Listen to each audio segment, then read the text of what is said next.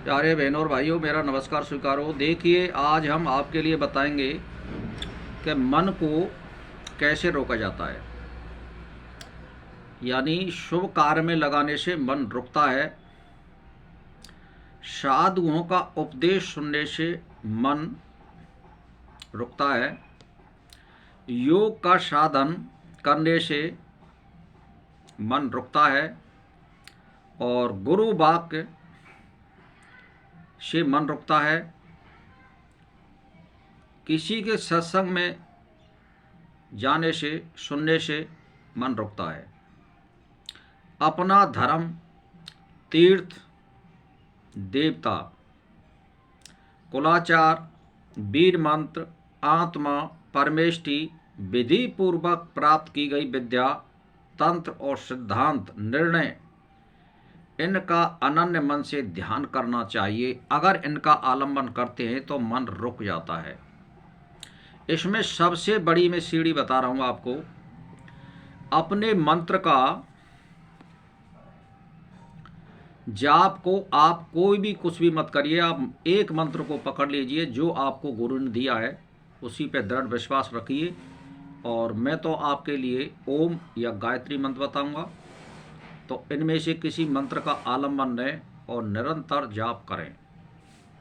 तो गायत्री मंत्र से मन रुकता है, ब्रह्म की प्राप्ति होती है और हमें शक्ति प्राप्त होती है, आत्मविश्वास होता है।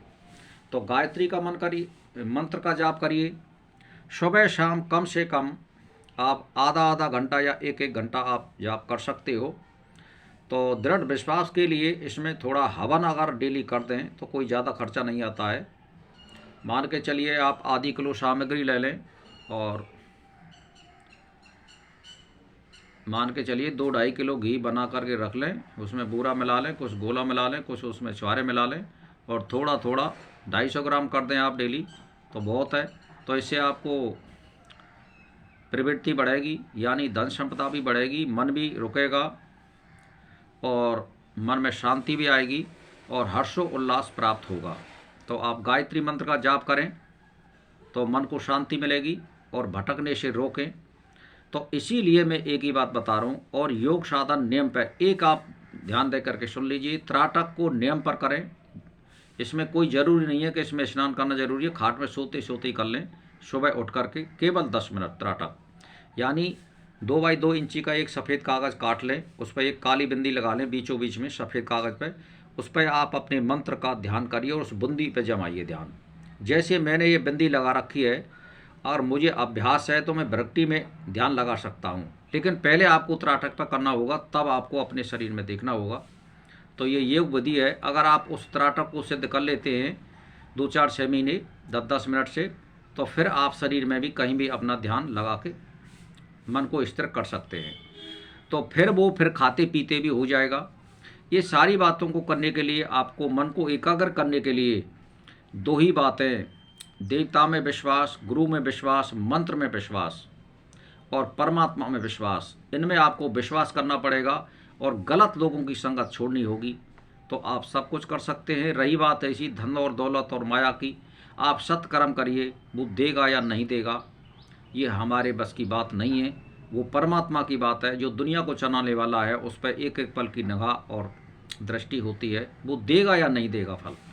आप केवल शुभ कर्म करिए, कुल मिला करके ये है। देने वाला ना देने वाला वो है, उसकी अगर इच्छा होगी तो वो देगा और इच्छा नहीं होगी तो नहीं देगा। जैसे मान के चलिए कोई आदमी नौकरी पेशा के लिए कोशिश कर रहा है, तो आप कम से कम आधा आधा घंटा तो शुभ कर्म कर सकते हो और गलत संगत में बिल्कुल ना रहें। दिन भर खाते पीते डोलते या परमात्मा का मनन करते हैं, इसमें कोई नहीं रुक सकता है। तो परमात्मा फिर आपके लिए शुभ ही करेगा, कोई गलत नहीं करेगा। धन और दौलत ये सब शुभ कर्म से प्राप्त होते हैं। जब दीर्घ कालों निरंतर करते हैं तो परमात्मा आपके लिए सुख भी देगा।